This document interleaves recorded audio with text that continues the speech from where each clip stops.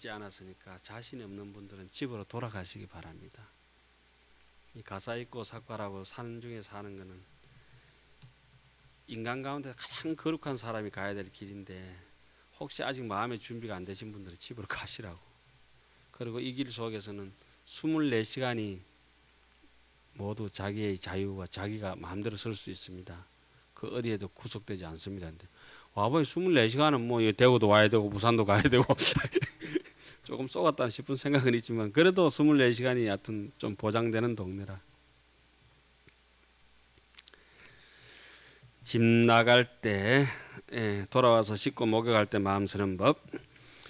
종사 출시에 당원 중생이 심히 불지하야 영출 삼계하며 약입수시인된 당원 중생이 밀체지하야 지삼세 등하며 세욕 신체의 당원 중생이 신심무구하야 내외 간결하며 성서 담도 염독의 당원 중생이 사리 중내하야 일체 개진하며 서태양초의 당원 중생이 정무상법하야 구경청량이니라. 집에 나아갈 때는 마땅히 중생이 부처님의 지혜에 깊이 들어가서 삼계를 길이 벗어나기를 원할지어다. 만약에 물에 들어갈 때는 마땅히 중생이 온갖 지혜에 들어가서 삼세가 평등함을 알기를 원할지어다. 몸을 씻을 때에는 마땅히 중생이 몸과 마음의 때가 없어서 안팎이 빛나고 깨끗하기를 원할지어다. 무더운 여름 지극히 더울 때는 마땅히 중생이 온갖 번뇌를 떠나서 모두 다 다하기를 원할지어다. 더움이 물러가고 서늘함이 올 때는 마땅히 중생이 위없는 법을 정득해서 구경에 청량하기를 원할지어다. 그 다음에 경을 읽고 부처님께 예배할 때 마음 서는 법이라. 강경예불이라. 풍송 경시에 당원 중생이 순불소설하야 총지불망하며 약득 견불인된 당원 중생이 덕무에 안하야 견일체불하며 체간불시에 당원 중생이 개여보현에 단정어모하며 견불탑시에 당원 중생이 존중여 타바야 수천인공하며 경심관탑에 당원 중생이 제천급이네 소공처망하며 정례의탑에 당원 중생이 일체천인이 문능견정하며 양요의탑에 당원 중생이 소영무역하야 성일체지하며 요탑 삼잡에 당원 중생이 건구불도하야 신무해헐하며 참불공덕의 당원 중생이 중덕실구하야 칭탄무진하며 참불상호의 당원 중생이 성치불신하야 정무상법이니라. 경을 읽을 때는 마땅히 중생이 부처님의 설하신 바를 따라서 모두 가져 마음속에 명심하여 잊어버리지 않기를 원할지어다. 만약 부처님을 볼 때는 간절한 사람은 잘 잊어버리지 않게 되가 있어요. 기억이 나이 들수록 더 또렷하고. 만약 부처님을 볼 때는 마땅히 중생이 걸림이 없는 눈을 얻어서 모든 부처님 보기를 원할지어다. 부처님을 자세히 볼 때는 마땅히 중생들도 모두 보현보살과 같이 단정하고 엄숙해지기를 원할지어다. 부처님의 탑을 볼 때는 마땅히 중생들이 탑과 같이 존중해서 하늘과 사람의 공양받기를 원할지어다. 공경하는 마음으로 탑을 볼 때는 마땅히 모든 중생들도 모든 하늘과 온 세상 사람들이 저 한 사람을 갖다가 다 함께 우러러보는 바가 되기를 원할지어다. 탑에 정리할 때는 마땅히 중생들이 모든 하늘과 사람들이 이마 볼 수 없기를 원할지어다. 탑을 오른쪽으로 돌 때는 마땅히 중생의 행동이 거슬림이 없어서 순리대로 남 하는 대로. 지금 하안경을 설할 때는 어느 쪽으로 돌고 있습니까? 동쪽에서 설하고 남쪽에서 설하고 그 다음에 서쪽에서 서라고 북쪽에서 서라고 그렇게 돌죠. 그다음에 동북, 동남, 서남, 서북, 하방, 상방. 부처님의 도를 부지런히 구해서 마음에 깨어르고 심히 얻기를 원할지어다. 탑을 세 바퀴 돌 때는 그렇게도 해야 되고, 부처님의 공덕을 찬탄할 때는 마땅히 중생이 온갖 덕을 갖춰서 끝없이 찬탄하기를 원할지어다. 부처님의 상호를 찬탄할 때는 마땅히 중생들이 부처님의 몸을 성취해서 형상이 없는 법 정덕하기를 원할지어다. 그 다음에 누워 자고 쉴 때에 마음 쓰는 법. 정형품에 이렇게 잘 때까지 해야 이제 끝나는 거예요. 먹고 자고 할 때 행주자와 어묵동정을 전체 다 이제 설해 놓은 겁니다.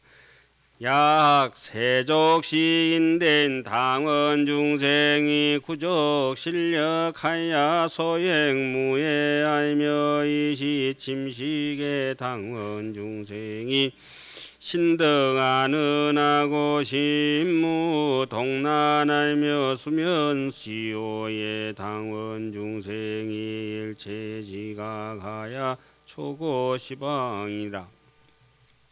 만약 저녁에 잘 때 발 씻을 때는 마땅히 중생이 신통한 힘을 구족해서 행에 걸림 없기를 원할지어다. 잠자고 쉴 때는 마땅히 중생이 몸이 편안함을 얻어서 마음에 움직이고 어지러움 없기를 원할지어다. 잠자다가 막 깼을 때는 마땅히 중생이 모든 지혜를 깨달아서 시방에 두루 살피기를 원할지어다. 참, 얼마나 이게 순리대로 잘 써놨습니까? 하루 종일 일을 마치고 나면은 이 물이 있으면 제일 마지막에 떨어지는 데가 어디예요? 발이라, 그죠? 마지막 발 씻으면 이제 하루 일이 끝나고, 하루 일을 시작할 때 제일 꼭대기 있는 게 뭡니까? 코보다 귀보다 먼저 위에 있는 게 뭐예요? 눈이 똑똑 눈 비비고 그러면 이제 하루 자고 일어나면서 귀 비비는 사람은 없었고, 임당 사람도 제일 처음부터 뭐부터 합니까? 눈 비비면 제일 꼭대기부터 이제 하루 시작. 발 씻으면 하루 어째 이렇게 자세하게 해놨네, 그치?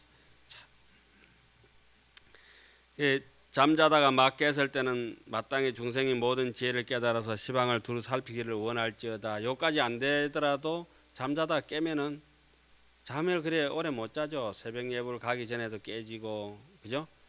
혹시 깜빡해가지고 새벽 예불 갔다가도 와서 깜빡 졸다가도 깰 수도 있고 그랬잖아요. 그때마다 항상 새벽 일기를 써야죠. 새벽 일기를 반드시 스님들은 새벽 일기를 쓰시는 게 좋죠.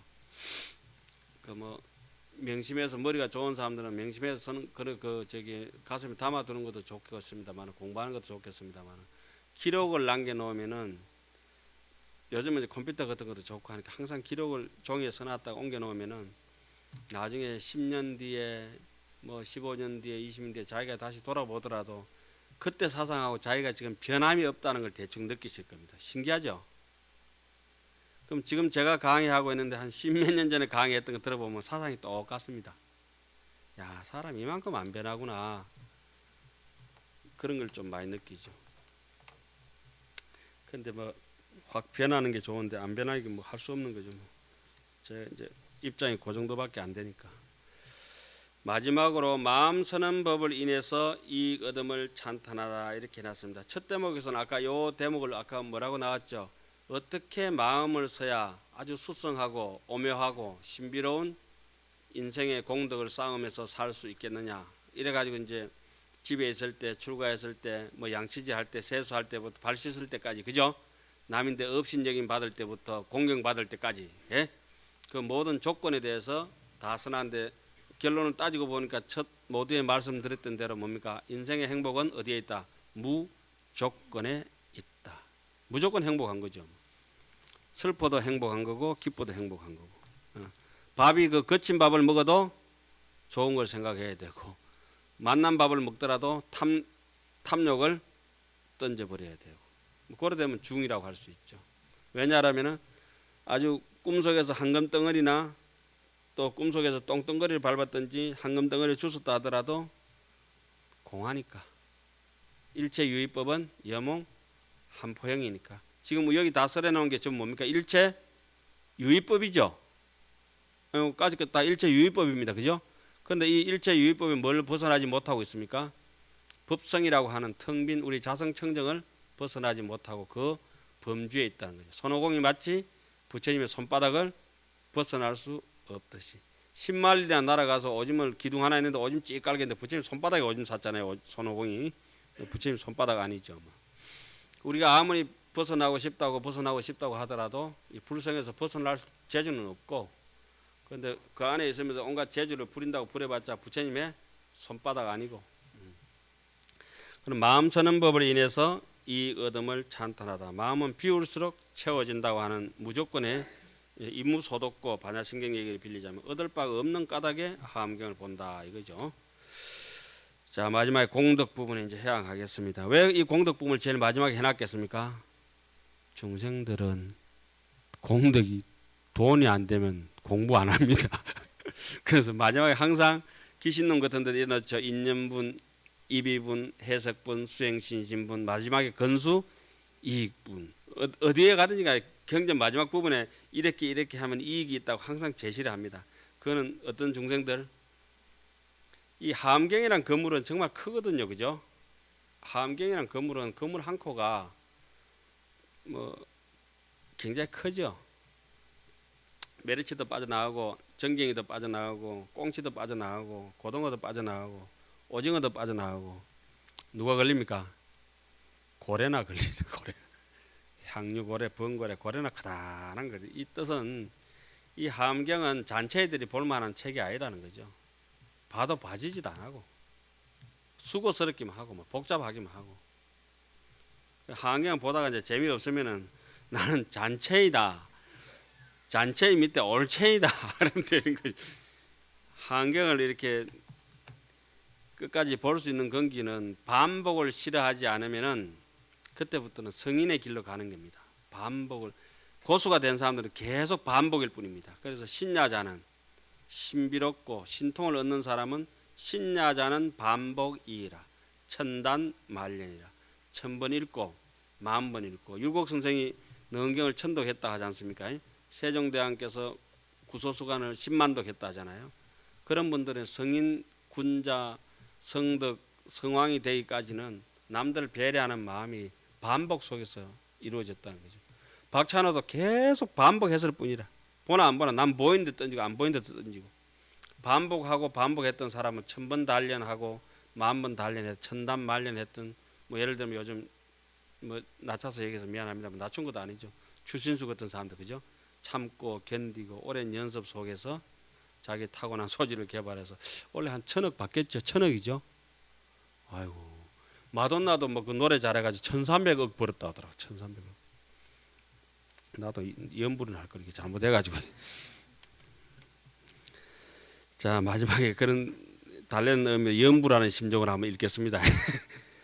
불자야야 제보살이 여시 용심하면 적핵일체 성묘공덕아야 일체세강가 제천마봉가 사문바라문가 건달바수라든가 급일체 성문영각의 소불능동이나 만약에 불자여 만약 모든 보살이 이와 같이 마음을 쓰면은 온갖 훌륭하고 미묘한 공덕을 얻어서 부처님도 안 부럽다 이거죠.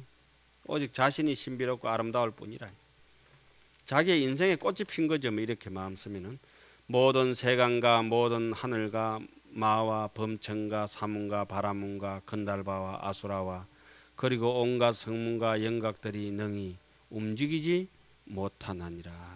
능경 상근에 나오는 구절 같은 게 이런 게 있죠. 뭐라고 나옵니까? 허공이 수냐다성이 가소무원정. 저 허공이 녹을지언정 내 사가라 심은 내 철석 같은 마음은 무동전이라. 내 신심은 그쪽에 움직이지 않는다. 이런 얘기가 있죠. 허공이 녹을지언정 내 철석 같은 신심은 녹지 않는다고 했는데 그게 바로 이 정행품 같은 거. 그죠? 이 정행품은 행을 얘기하지만 실제로 무슨 행입니까? 몸이 움직이는 행이지만 눈으로 보고 귀로 듣고 이렇게 판단하는 행이지만 실제적으로 심행, 마음이 움직이고 있죠. 육조스님 얘기를 빌리자면 구송, 입으로는 외우고 눈으로는 보고 견문하고 입으로는 외우고 눈으로 보고 귀로 듣고 하지만 안쪽으로는 구송심행이라 마음속에서 정행이 있어야 바른 신심이 있어야 바깥에 바른 깨끗한 행동이 나온다고 하는 것을 정행품을 정리하면서 마치겠습니다. 오늘 강의 정시에 딱 마쳤네요. 항상 정시라 5분 뒤에 맞춰도 정시고. 예. 다음 시간은